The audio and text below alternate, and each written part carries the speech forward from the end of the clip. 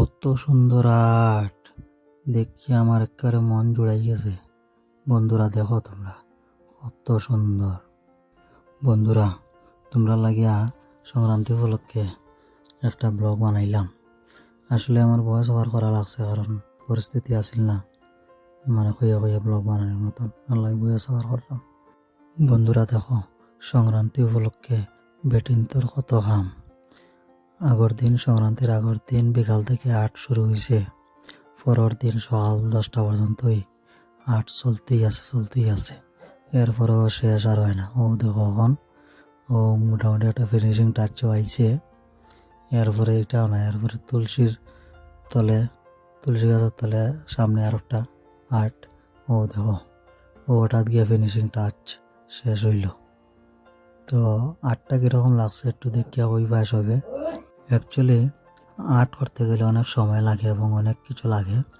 তো সময় দিছে না, নাইলে আর সুন্দর করিয়া আরও কত কিছু আর্ট করলো না, বানাইল না। যাই হোক এটাই বানাইছে, আমি তো খুশি। এই কথাটা না হইলে কি তাই বুঝছো নি বন্ধুরা, বুঝিয়া নিও, বুদ্ধিমানেরা বুঝিয়া নেয়। আর এটা হলো সংক্রান্তির স্পেশাল একটা আইটেম, বাঁশের চুঙ্গা পিঠা খাওয়ার জন্য। আর এটা যারা গ্রামে বাড়ি তারা সবেও চিনব। এটার হয় গাইলচিয়া আমরার বাসায়। তো গাইলচিয়া গুড়ি ভার দেওয়ার চালের গুড়ি। বর্তমানে এই জিনিসটা গ্রামের সকল বাড়িতে দেখাও যায় না, তো কিছু কিছু বাড়িতে আছে। তো তার মধ্যে আমরার বাড়িতে একটা আছে। তো এটা একটা স্পেশাল জিনিস। ইবাই দিয়া বউয়ে গাইলিয়া ভার দিয়া এবার মায়া চাইনিয়া বড় বড় যেটি থাকে এটিরে আবার গাইলিয়া ফেলাইয়া আবার কুটাওয়ার গুড়ি কুটা মোটামুটি শেষ। সন্ধ্যার পরে মিক্সচারও কিছু গুড়ি কুটা হয়েছে। সন্ধ্যার পরে এখন পিঠা বানাই বইছেন মা আর বউয়ে। অন্যদিকে আরো কাম করে আটর কাম আরো কিতা ভুত্তা রয়েছে।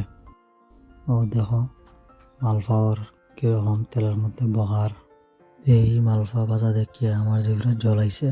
অ্যাকচুয়ালি মালফা আমার ফেভারিট, কিন্তু তেলের জিনিস ফ্যাটও আবার বেশি সয় না, তো কেতা করা যায়, কম করে খাইমু আর কি। এখন এদিকে রেডিওর বকফুল। তো বকফুলটা সবরই ফেভারিট, তো আমারও ফেভারিট অবশ্যই। বকফুল বানানোটাও একটা আসলে আর্ট, সব কিছু বানানোও একটা আর্ট। তার মধ্যে বকফুলটা একটু কঠিন। এটার একটা ওই সাইডে ডিজাইন আছে, ডিজাইনটা ওই আমার বইও করার কারণে কি তাহলে অনেকে অনেক সুন্দর করে করতে পারে, খুব সুন্দর ফিনিশিং দিয়া। তো আর কইরাম না বাকিটা। এই হাতের কাজটা কীরকম হয়েছে একটু দেখিয়া কইও, আমার বউও বানাইছে।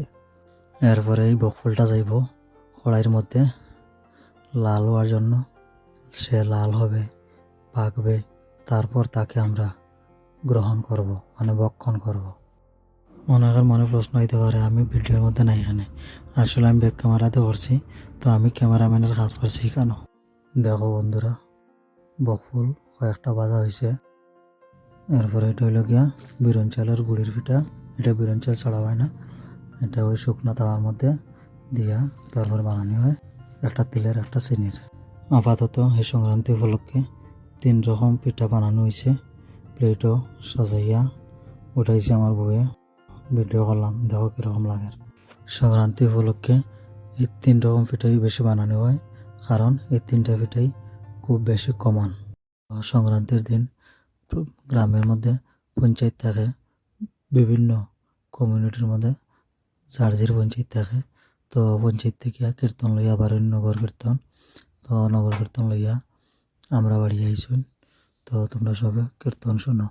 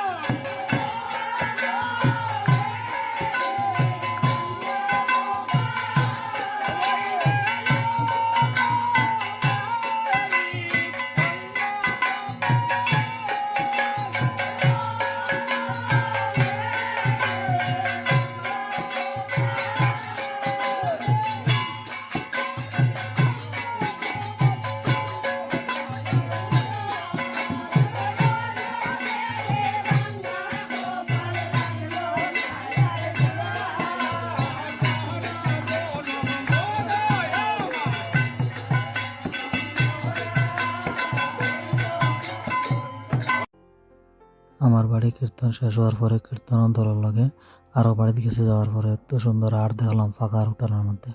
অত সুন্দর আর্ট দেখি আমার একেবারে মন জুড়াই গেছে।